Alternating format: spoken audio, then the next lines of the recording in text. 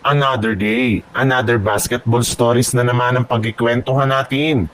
At ngayon nga yung pag-uusapan natin ng balitang makukuha na nga daw ng Los Angeles Lakers si Dillon Brooks at ang balitang pagkuha pa ng Golden State Warriors kay Bobby Portis Jr. Katulad nga ng napag-usapan natin, inanunsyo na nga ng Los Angeles Lakers na wala na silang balak pa na i-trade ang kanilang mga players na sina Gabe Vincent at Jared Vanderbilt. Since malaki pa rin nga ang kanilang team sa mga ito na magkakaroon sila ng malaking impact next season, especially sa depensa.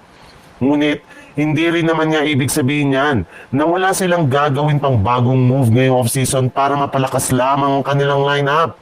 Sa katunayan, seryoso na nga daw pong kinukonsidera ng front office ng Lakers ang posibilidad na pag-trade nila sa kanilang sophomore na si Dotson Kenny. Ayon pa nga sa isang NBA insider, maaari nga daw nila itong gamitin bilang isang trade asset para makuha ang defensive specialist na si Dillon Brooks mula sa Phoenix Suns. Pwede rin naman nga nilang isama sa kanilang trade offer ang kanilang mga player na sina Gabe Vincent at maging si Maxi Kleber.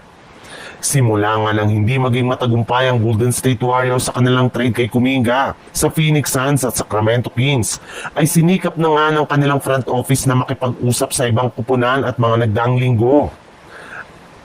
At isa nga sa mga team na kanilang kinausap ay ang Milwaukee Bucks matapos itong magbigay ng interes sa pagkuha kay Kuminga sa pamamagitan ng isang trade. Kaya dahil nga dyan, ay nakapagdesisyon na nga ang Warriors na makipagnegosasyon.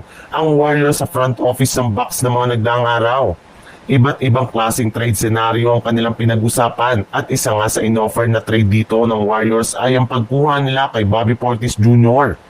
Ang problema nga lang, hindi rin naman nga nagtagal ang ganitong negosasyon dahil agad ngang tinanggihan ng Milwaukee Bucks ang proposal na ito ng Golden State Warriors. Ayaw nga nila na ipamigay o i-trade si Portis gayong naniniwala nga sila na mas malaki ang magiging impact nito sa kanilang team kumpara kay Jonathan Kuminga na paminsan-minsan ay nagiging inconsistent sa loob ng court, especially pagdating sa opensa.